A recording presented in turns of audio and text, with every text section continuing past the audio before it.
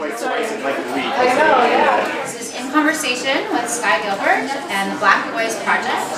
And they're going to talk about creating this piece of art that they're working on. First thing I'm just going to ask you, and then I'll talk a little about the show specifically, but I just want to hear about you guys. So I want to know, I'm going to try to combine two questions in one, which is how did you get your start in theater? Like, and what are your goals? Like, so in other words, my idea is, were you, a little boy at home imagining that you'd be on the stage when you were 5, or did, like, last week, did you suddenly go, oh my God, I could be an actor? You know what I mean? Like, I'm just interested in, and also, is it about being an actor, or is it about being something else that you have in your mind? This is what I do? Because I know you both performed. Sorry, and there was a third person. What's his name? Tommy Olajide. Tommy Olajide wasn't able to be here. But all three of you, I know, created it and acted. So I'm interested in terms of asking about what the origins of your work as an artist is really sort of what have you always wanted to do, and how did it ever start in the theater? Do you want to start? Take it away. Okay. Okay, I'll go first. I thought about this question because I read over the questions and I was like, wanted to not answer the regular way I do it. Okay. Which is just like really surface, because it's like, how did I start in theater? And usually I'm like, I don't know, I did Midsummer Night's Dream when I was 11, it's so cute. But actually, like I tried last night, like go back into really why, and I think like I was raised between a bunch of different families, and a foster family, and then my birth family, and then like family friends, and navigating that, I feel like I was like navigating all these multiple lives, right. And I feel, still to this day, I always feel different if I'm with a different person. I'm like, I don't know who I am if I'm with like one person and then another person, I'm completely different. But it felt like that way with families, and I had to navigate like with a social worker in this, and I would like pretend like everything was fine. Not that it was like horrible, but I'd be like, she'd be like, what? If something happening, I'm like, no, nothing. Like all the time, I just said nothing. But anyways, that's so you're performing a lot just in your daily life. Yeah, a lot. And then I had these one family friends that just like brought that out of me and like kind of encouraged that. And I just sang like Whitney Houston, and then I got, thankfully, through like help from the Children's Aid, got put into like theater classes and stuff. But it just went, and I did theater from 11 until now. I would say I actually made the decision to pursue acting professionally after high school. So when I decided that I was going to apply to university for theater, it was like, okay, no, this is going to be the game. Were you like in musicals? I did a lot. I started performing when I was very young, very, very young. Where? Back home. Oh, like okay, I joined, in Ghana. So yeah, whenever there was a play, I was involved in it. Whenever there was something to do with dancing, I was involved in it. Singing, I was involved in it. And I did all that even through high school when we moved here. High school theater was my way of kind of meeting people. Right. So I kept doing that, and last year of high school, I was talking to my drama teacher, and she was like, "So are you going to do theater?" I'm like, "No, I'm an immigrant here. Like, you don't pursue theater in university as a profession. Like, you have some talking to from your parents." So it wasn't in the game plan. But she talked to me about it. She explained to me, it's like, if it's something that you really want to pursue, you have to gain the skills for it to be able to do it. Do it well. That was so. Thought about it a bit, applied to Yale, got in, figured it was my destiny because I got in. So that happened to me too. When you get into the acting, and you got into the acting program. I got into the acting program. You think, oh well, I guess I'll be an actor because they accepted me. So yeah. Kind of happens. Yeah. So. Yes. And what about the writing? Because you wrote a play that was performed here at Buddy's. So you're both very modest because you were at Shaw, right, for a while. And so you have a great resume, things you didn't mention. But you wrote a play that was in front of Buddy. So when did the writing thing happen? So when I got out of school, left in 2006, when I got out of school, it was kind of hard to work. There wasn't really anything happening that I was getting into anyway. So I decided to write for myself. The idea to write for myself was also kind of just to put myself out there, self-audition. So if you come to see me do my show, you know what I'm capable of. Create my own work. Exactly. Yeah. So the first play was The Kente Clock, which was in 2008. We did summer works with it. And after The Kente Clock, I applied for the Young Creators Unit here. And I worked with Bob very much through the Young Creators Unit. But the the beginning of that was me creating work for myself. And then along the way it turned into something else, but it started that way. In terms of commercial theater and what I call commercial theater and what I call non-commercial, so it's hard, what's the definition?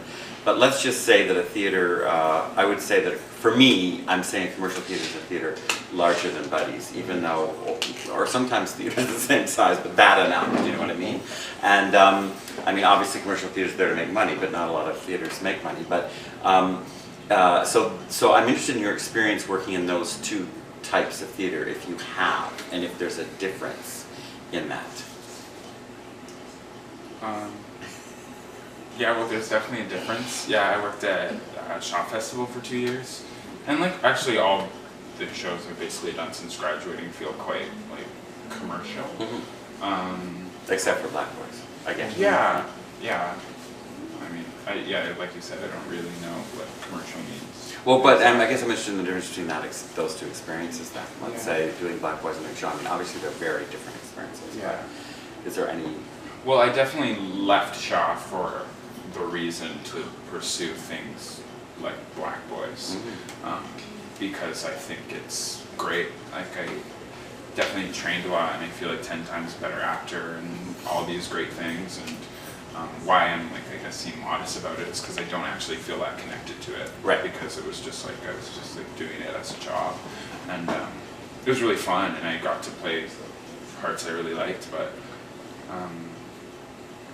Yeah, like I would get kind of upset, like sometimes connected to like just feeling like why I was doing it for this audience, like, and I want all people to be happy, like great, like please people, they can have a good time, but after even people being like great job, I'd be like I don't, like I want it to be connecting to different people, like a wider variety of Well, I people. mean, it's sort of not sorry to interrupt you, it's sort of an audience of older Americans. yeah, and like Older middle class Americans. some really cool people that I Yeah, probably they're would not not bad people, encounter. but that's what that is what Yeah, the I wouldn't- demographic is. Yeah, I wouldn't encounter them in other areas of life, so I'm glad I've got to do that. But like, even I got into doing these like cabaret performances at Shaw, where I really Wow. kind of developed my own like little thing, and then even there, I was like, I actually can't stay here if I want this practice to grow.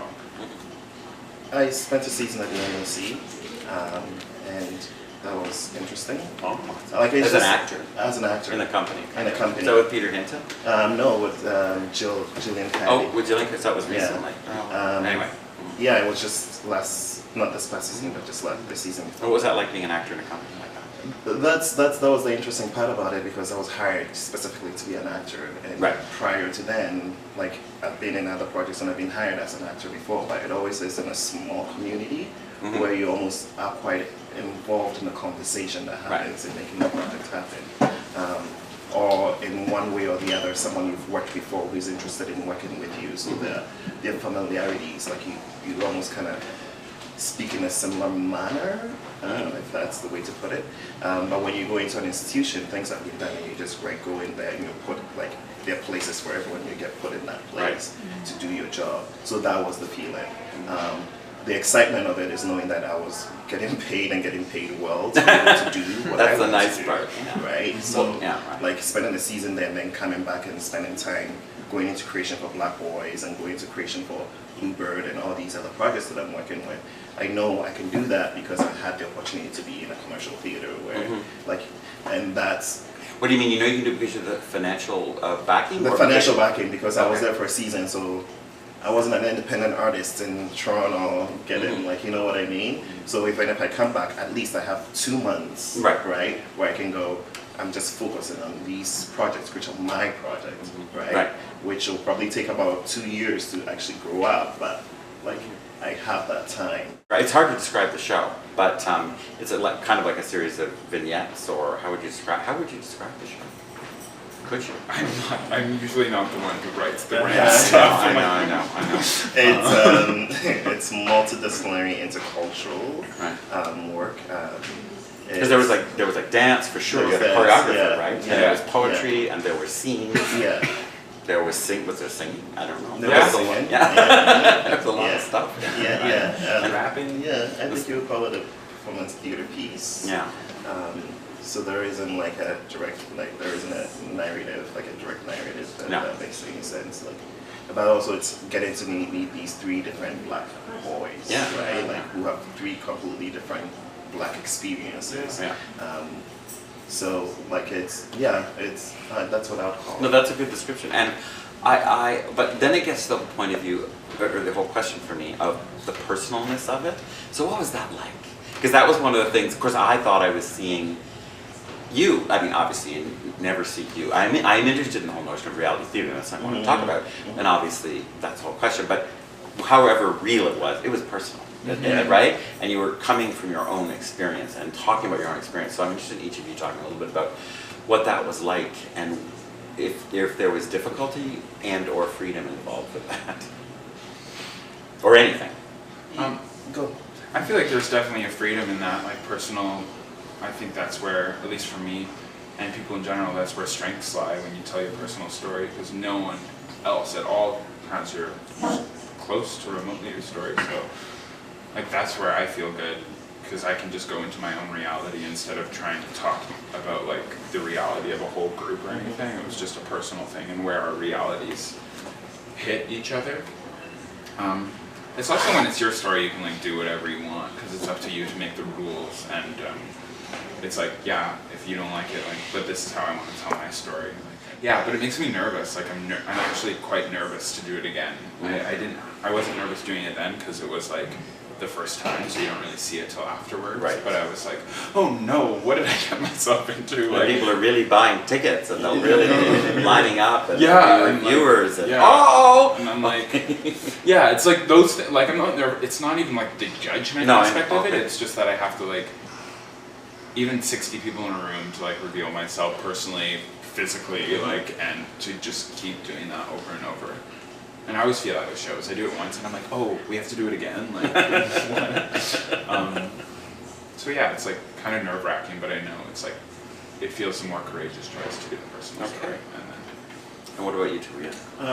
I think with work that I create, I always directly or indirectly make sure that I exist in it, and that's the best way I can answer it.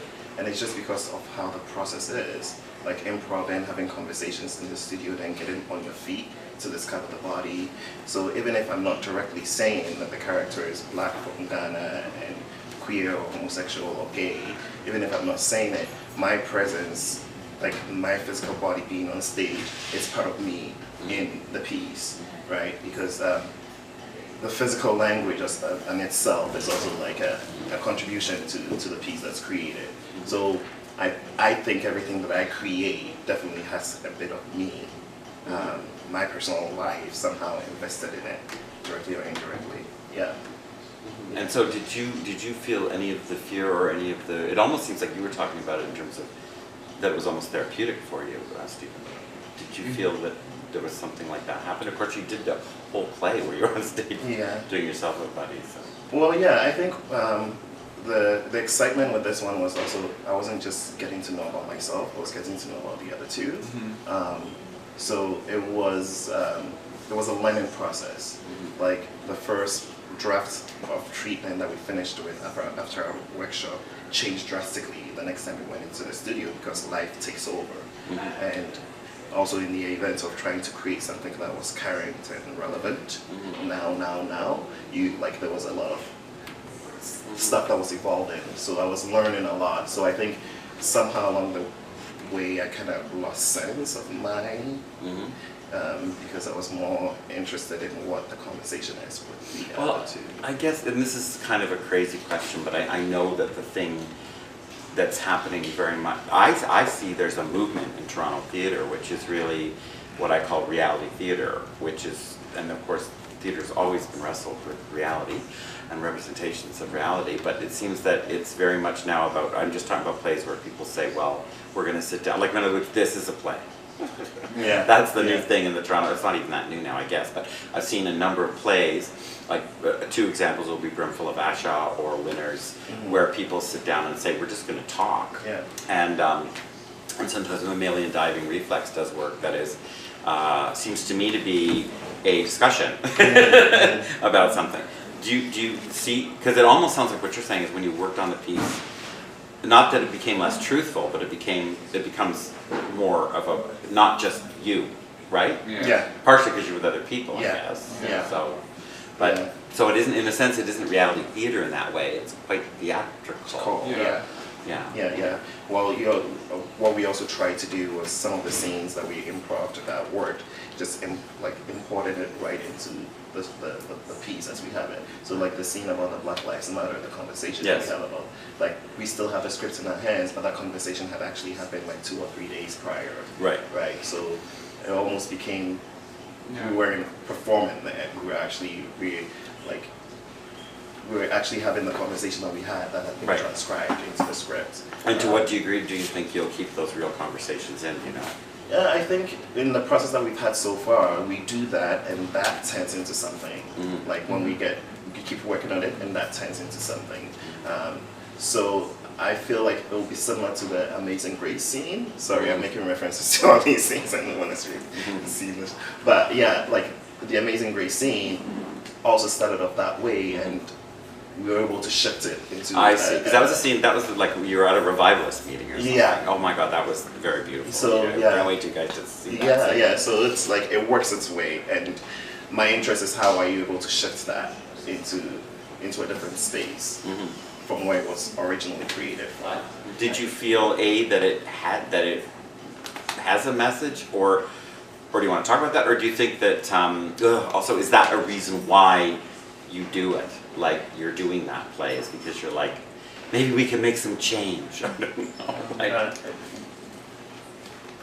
I'm not sure if there's a final consensus of what the message is, but the exploration, even in that, like there's so many things. Like what we learned from doing it, that it's like infinite the amount of things that it's moving forward. Of course there's going to be change, it's going to change people's lives, even if it's one. It's changed my own life. I've become a braver human, or even the differences between us are a message. Like even, you talked about the conflicts, but a big one was like even how we create, there was difference in realizing there's like all the words and rules and boxes and ideologies we all place on each other constantly from society, and trying to free ourselves from that. Right? I will have to say that I think for me part of the work too is also creating space or introducing characters or introducing stories that others will identify with. So for me, that black African gay boy who happens to be in my show is important. And that identity that's on that character is important for me, right, to be placed there, so that if there happens to be a black African gay boy, queer boy, and sees the show, they can go, oh, I identify with that one, because it doesn't exist. It doesn't.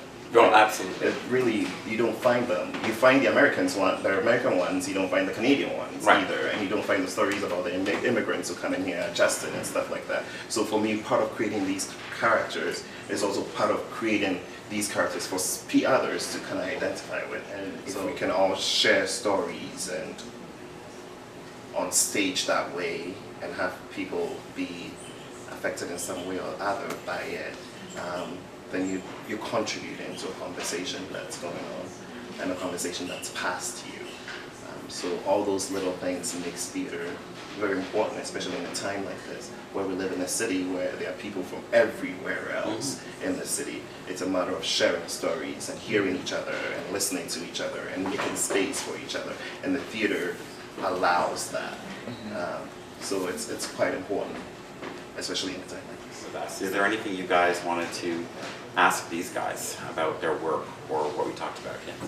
I was wondering, well, this is I suppose to everybody, like when kind of approaching or developing projects, like are you, well, I suppose I'm speaking more from a kind of sexuality perspective, like are you more interested in kind of painting a picture from history, you know, like kind of past experiences from queer culture, or kind of representing kind of universal human experiences, but through the lens of being gay? Like what I mean, is it specifically, you know, about kind of gay history and gay experiences, or is it like, you know, we're human and here is our perspective on it, kind of thing? Does that make sense? It's a convoluted question, I'm sorry. Yeah, I think it's a combination of all that. But I'll speak in regards to Black Boys. When we're creating Black Boys, we all had things that we wanted to explore, and part of it was male Black sexuality, the past, the present, and what the future looks like. So I think, and that to me, it's a great way to approach it, where you kind of go through the time, and at the end of the day, paint a picture as you see it based on your experiences and what you've learned. The first question is what's next with Black Boys? The second part question is you mentioned specifically that you catered to the buddies audience. For the next round of Black Boys, are you going to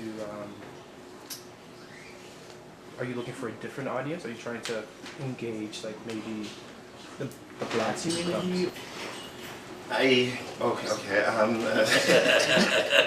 So what's next for Black Boys? We're in conversation to see what the next stage is like. There's conversations of probably moving it, having another workshop, and then seeing what moving it into production. But it's all early stages, like we don't know yet. We're finding money, so if anyone wants to donate to the Black Boys project. So yeah, it's a battle of all that and figuring out what that next step is. When I was saying I catered to a buddies audience, I started off, like my first show, second show, like produced, was here at Buddies.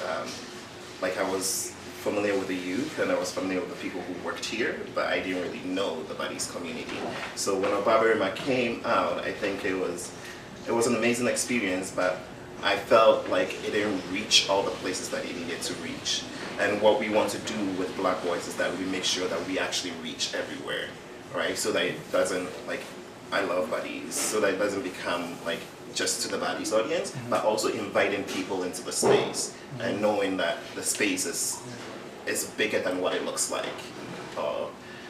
if that makes any sense. So yeah, we are interested in like getting the communities in, not just the Black community, but the communities in, to witness the conversation.